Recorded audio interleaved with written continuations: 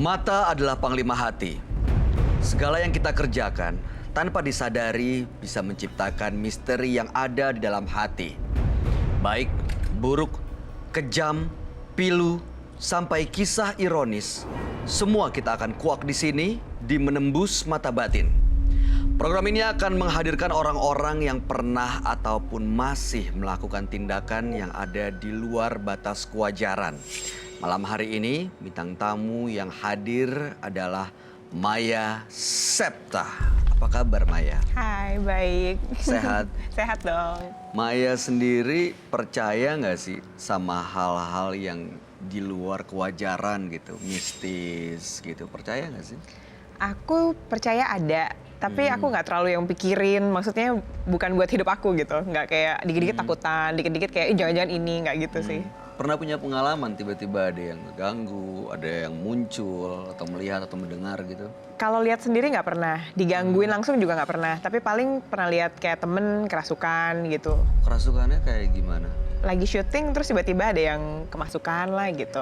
Nanti bangun-bangun mukanya makeupnya hilang semua.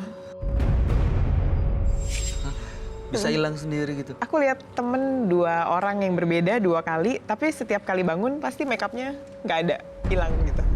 Oke, tapi Tapi Maya kalau sendiri? nggak, tapi kalau ganggu aku sendiri nggak pernah. Di episode kali ini, yang akan hadir adalah seorang yang mengaku selalu dihantui dengan bisikan gaib dalam hidupnya. Malam hari ini, dia akan kami samarkan namanya. Kami persilahkan Joko.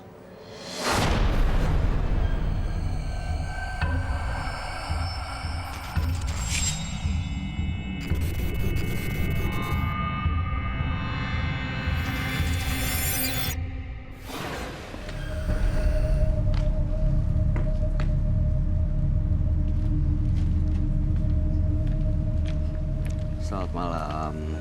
Halo, Mas. Silakan Mas Joko.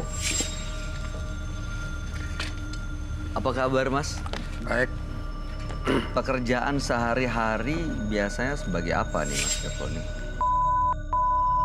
Oke. iya, Oke.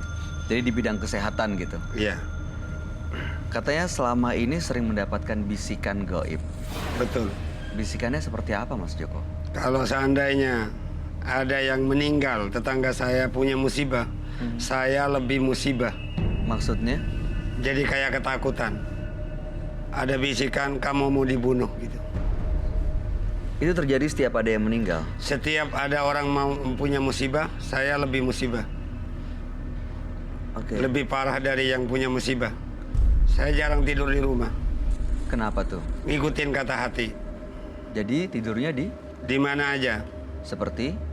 Ya kalau seandainya saya tujuan ke makam, kalau seandainya ke gua, kalau seandainya saya bawa kendaraan mungkin ya di rumah teman. Itu pun kalau ada seandainya ada tikus, ada kucing bunyi, pasti saya langsung bangun lah udah pergi lagi. Nggak akan betah saya tidur juga. Oke. Bisikan gaib itu cukup sering, Mas? Bukan sering lagi, dari 2003-2004. Bisikannya pokoknya kayak ada suara laki-laki. Biasanya suara laki-laki tua atau muda kan beda tuh ya?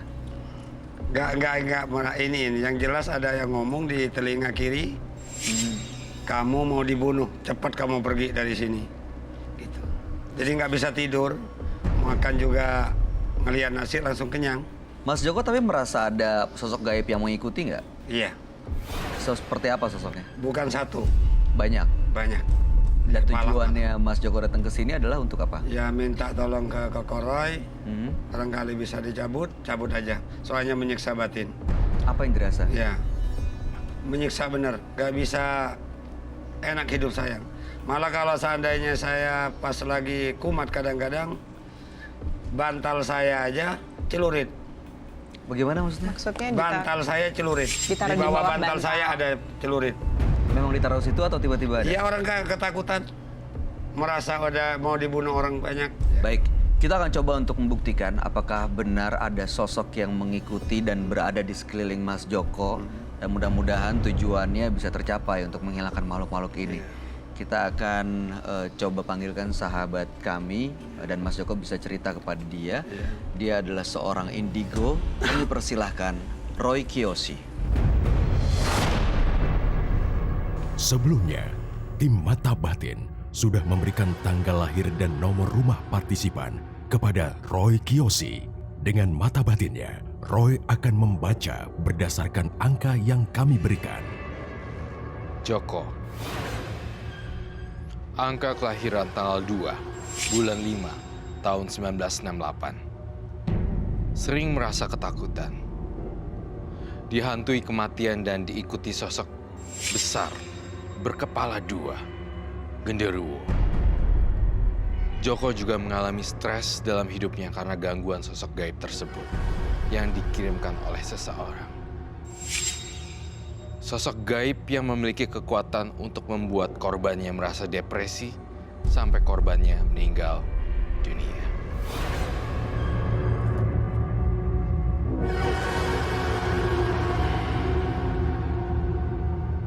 Saya melihat kehadiran sosok makhluk gaib dan arwah-arwah gentayangan datang pada Joko hari ini. Bisikan-bisikan gaib untuk mengambil nyawa Joko. Akan saya selesaikan malam ini juga di sini.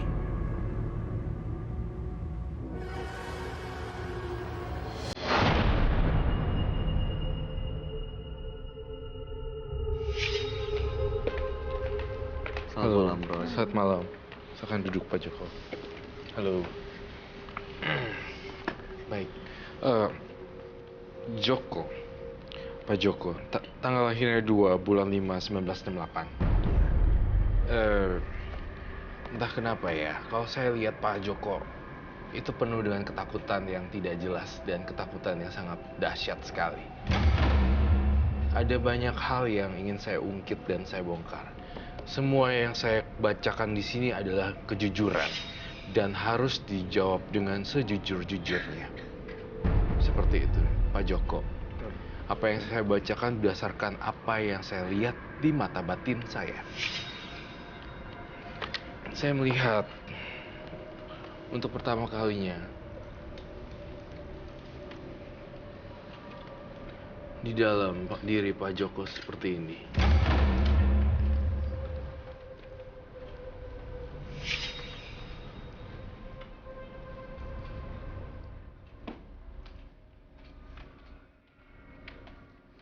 Masa kecilnya Pak Joko kurang bahagia ya.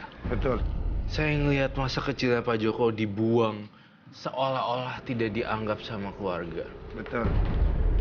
Ini saya melihat ada gambaran ketakutan. Walaupun kamu sebagai, saya ngerasa ini adalah anak kecil, tapi dia sendirian.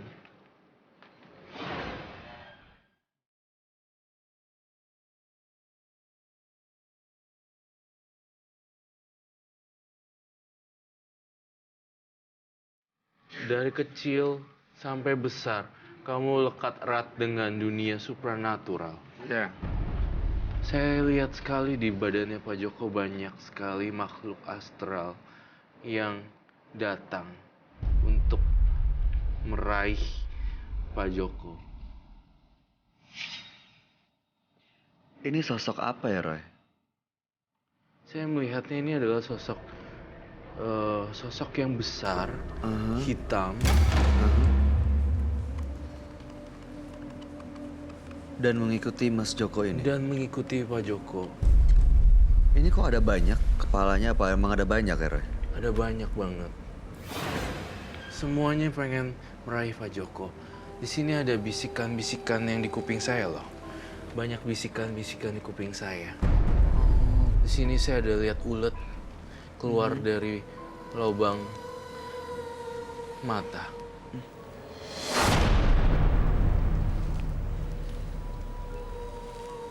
Ini sebelum sosok ini datang, kenapa keluarganya membuang Mas Joko ini, Roy? Karena Pak Joko tidak punya potensi apapun dalam masa kecilnya.